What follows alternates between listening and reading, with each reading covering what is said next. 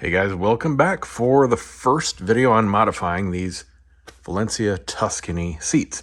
So this video is about two things: the isolation feet, which are a 2-in-1 problem solver, and adding transducers. What you see is my latest prototype. I'm going to be making a final version and installing it for you guys here on this video. So you can tell it's a little crooked. This was the third working prototype to get all the clearances perfectly in alignment. Went through several different prototypes in my head, and what you see is the best possible solution: a direct metal mount to the seat frame itself. We're going to get the most energy from the units directly to us, and a minimum of materials. And I'll list everything and I'll show you guys everything. It's going to be a very simple install. You just need a few tools and a $30 run to Lowe's or Home Depot for some stuff if you don't already have it. All right, so first up, this is the finished version, and I'm going to show you everything I did.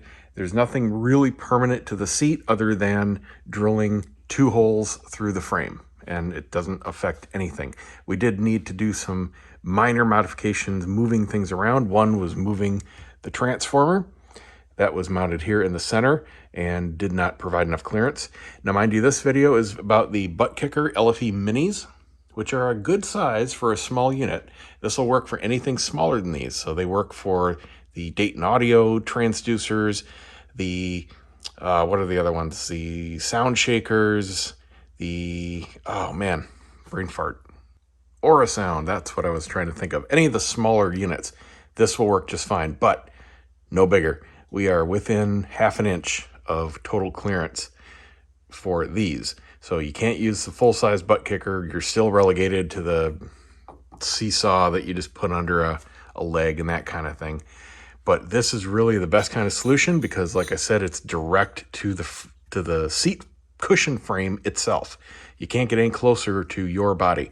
The actual springs are mounted to the same place as our transducers. The next best is mounting to the actual subframe, the metal part, and that's what I did in the last seats because I didn't quite have enough clearance for these to do this like this way. And next best from there is mounting to the wood frame, which is the surrounding frame. And you know, that's you're kind of losing a lot at that point because then the vibrations are going all over the place and they have to transfer through the steel, through the mechanism, through the cushion frame, through the suspension, and it's just getting muddy.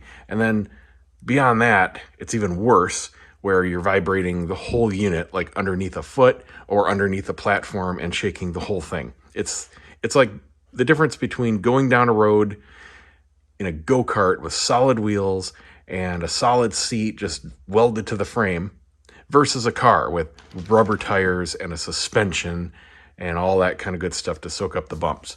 So you're feeling everything direct, and this, trust me, makes a huge impact on your movies.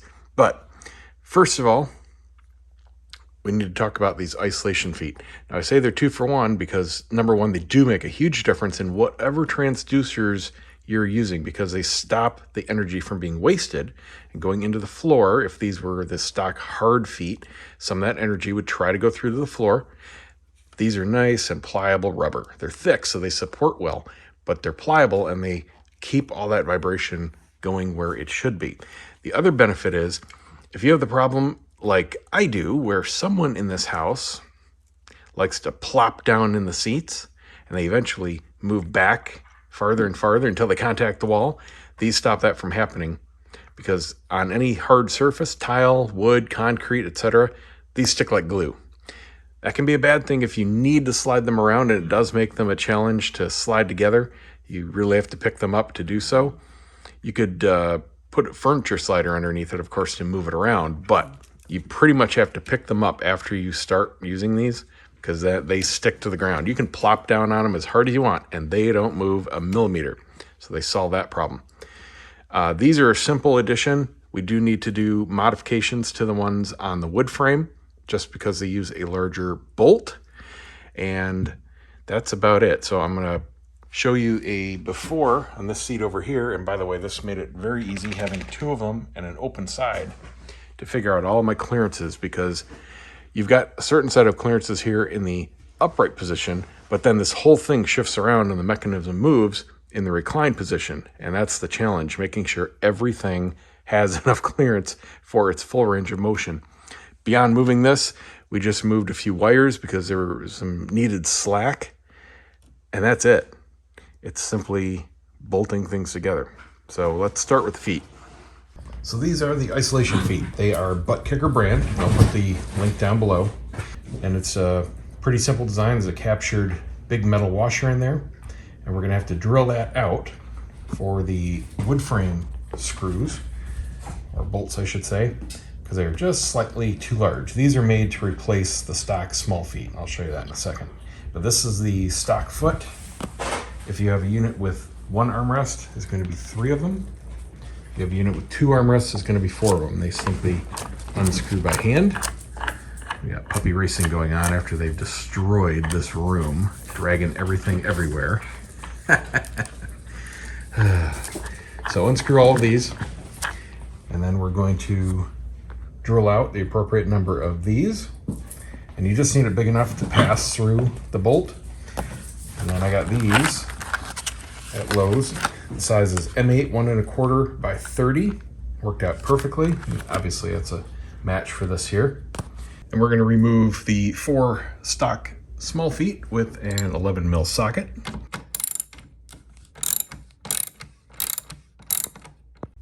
So when you get the feet off, they're going to be assembled. Cooper, that is not for puppies.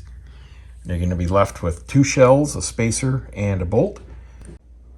Now, if you want things to still slide around, put the caps on. If you want them to stick like glue, leave the caps off. I'm doing a combo. We're on this rug here, and my back feet are on the hardwood. I'm going to put the slider caps on, otherwise it's impossible to slide them together. And I'll keep them off on the carpet, and they stick just enough that way where people can still plop down and they don't move. So when mounting the new feet, we're going to be reusing all the stock parts. Separate the 2 little cups. We're going to put this one with the flat side facing out. It's going to be the base. We need this to be a spacer. And then put your new foot through there and screw that on. You can see it gives us just a little bit of a boost, and that's so we can clear these pegs. Otherwise, they contact the floor just before the feet do. And when you're tightening these, just go really good and hand snug. You don't even need the ratchet for it. It starts to deform kind of like a mushroom as that washer gets squished down. Just make sure you can't turn it, and you're good to go. And for the larger feet that go on the wood frame, you need to drill out these spacers just like you did the washers in the new feet. Screw them in, and now you've got just enough clearance to clear those mounting pegs. You know, just in the middle of shooting a video with puppy helpers. Can I help you guys? Yes, you're very cute. Daddy's trying to work. This is what you need to know for mounting the transducers and making your plate. Now again, this is specific to the Buttkicker LFE Minis, but I'll tell you what you need to know as far as clearances for measuring and fitting something else. As long as it's similar or smaller, you still may need to trial and error the exact mounting a couple times, but let's get started. So first up, I've got a little piece of MDF. You could use any kind of hardwood, but you don't want to use anything soft or flexible like a plywood. And this isn't anything special. It's about 3/4 inch, and I cut it 5 inches by 14. And that does need to be pretty specific. This is the bare minimum space, and you only get about a 1/2 inch clearance in order to fit. So this is the perfect size board. Mark yourself a center line, 7 inches from a side. This is a 1-foot section of perforated bar stock. I got a 3-foot section at Lowe's, really cheap. Doesn't have to be perforated. We don't actually use the holes, but it's ready-made off the shelf and cheap. And I just used a Sawzall. You could also use a bandsaw or a Dremel or anything you want to cut through it. Just cut them into 12-inch sections, and that does need to be fairly precise. What this is going to do is sandwich between this board and the actual frame. Because it's an L frame and we're trying to bolt to the vertical section, you can't do that. So this is going to give us the actual base to clamp down on and mount to the seat.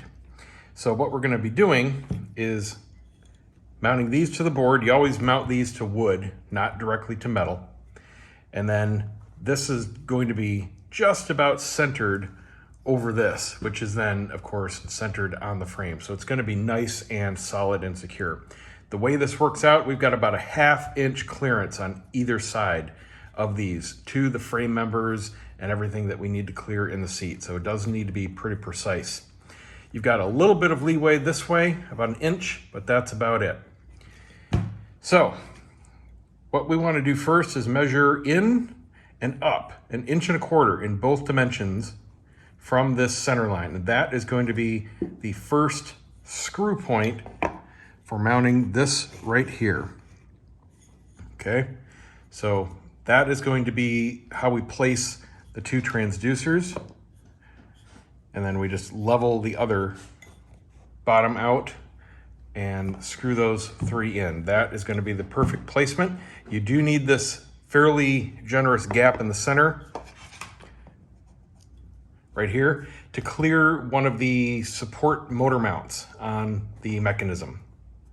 It'll hit up here as it's swinging into the upright position if these are too close together. So that is all there is to mounting those. Now we need to drill 2 holes.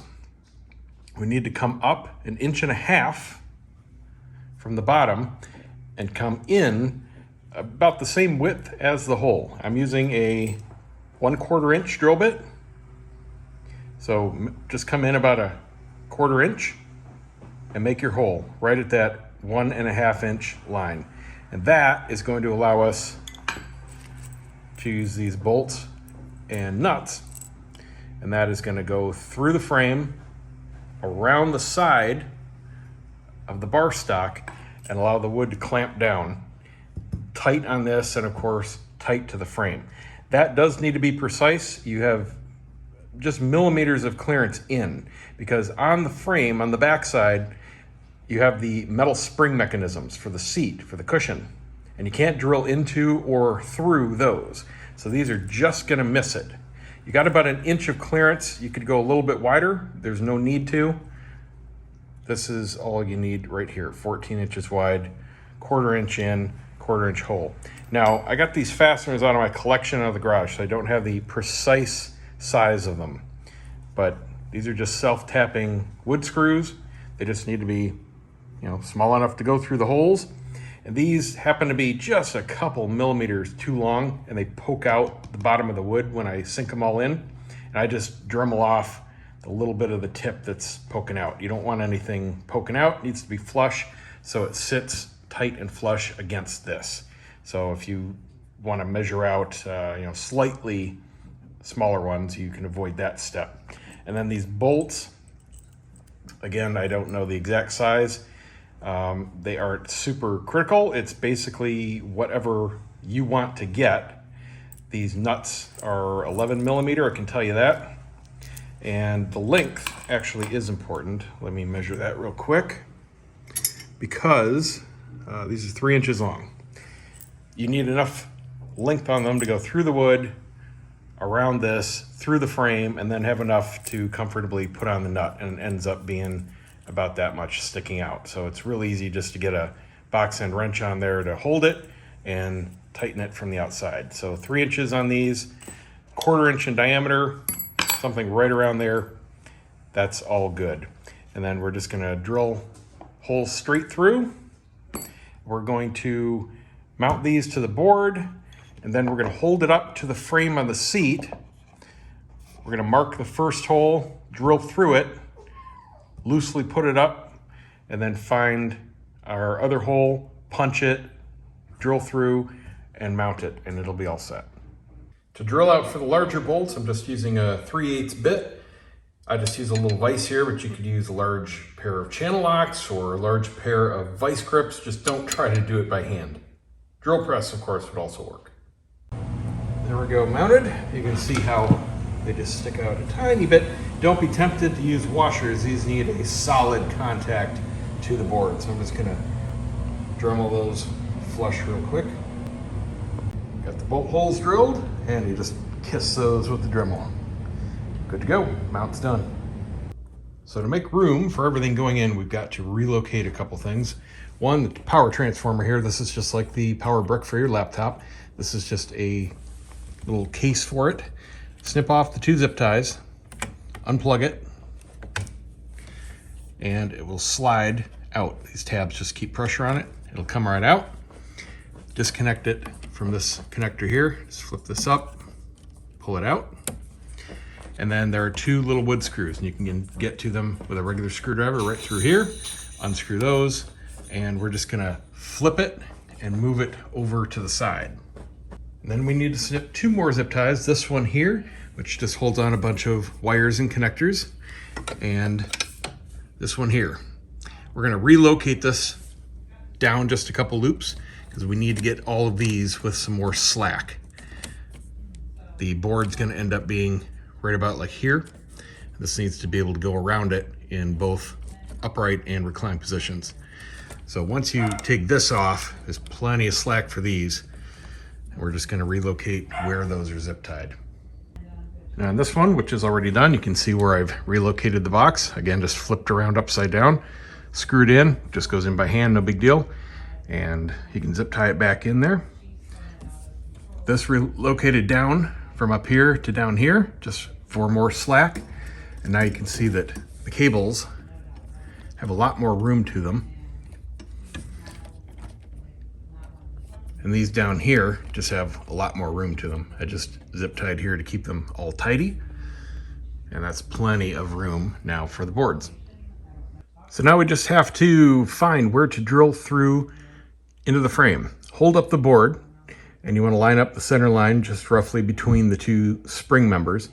And what we need to do is just mark where that is on the frame.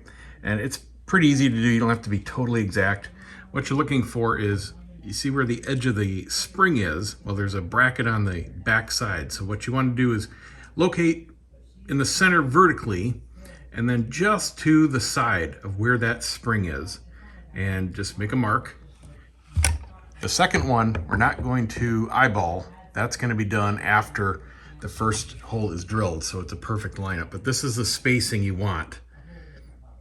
Pretty much, I'd say 1 drill hole width from the left side of that spring over to the start of the hole.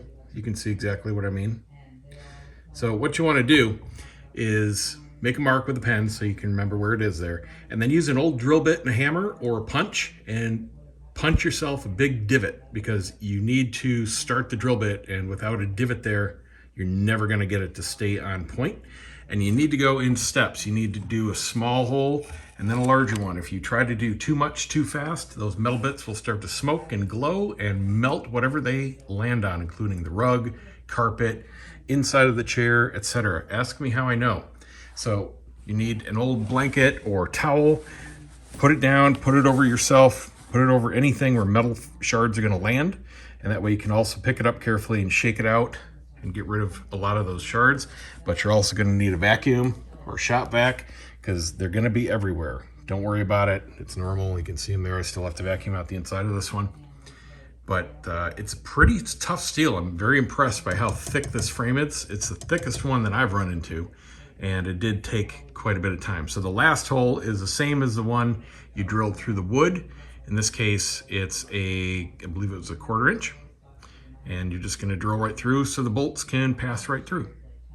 So we've got a bolt, a washer, that's going to go on the top side against the wood, and then a lock washer and a nut that's going to go on the back side against the frame. So we're going to go ahead and put in one of the bolts, slide it into the hole, and then we can lift this side up and mark exactly where we need. I just stick a drill bit in there and give it a tap. 2 people helps with this. One can hold this in place and the other gives it a tap. And then go ahead and drill that second hole. And now with the bolts just sitting in there, the nuts aren't on or anything, they're nice and loose. We're gonna slide this up underneath between the bolts into the channel. So it's gonna fit completely in the channel like that, and it's gonna be sandwiched between the wood and the frame. And then we can tighten down the bolts one at a time. And then you can just use your wrench, capture the nut, screw them down nice and tight. You'll be flush on the back, so the flap won't stick up or anything. You want to verify that you are perfectly flat. This is why I dremelled off the tips of those screws. against the metal. So we've got wood, directly to metal, directly to metal.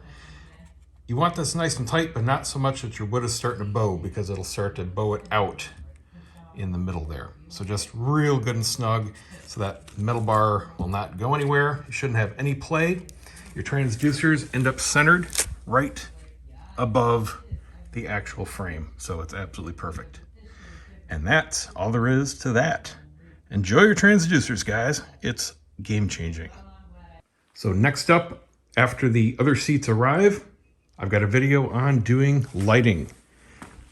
Getting rid of, changing, upgrading the RGB, well, not even RGB stock, but we're going to RGB lighting for the seats. So stay tuned for that. And don't forget, you can use code BG Pictures for $100 off if you want a couple or more of these beautiful seats.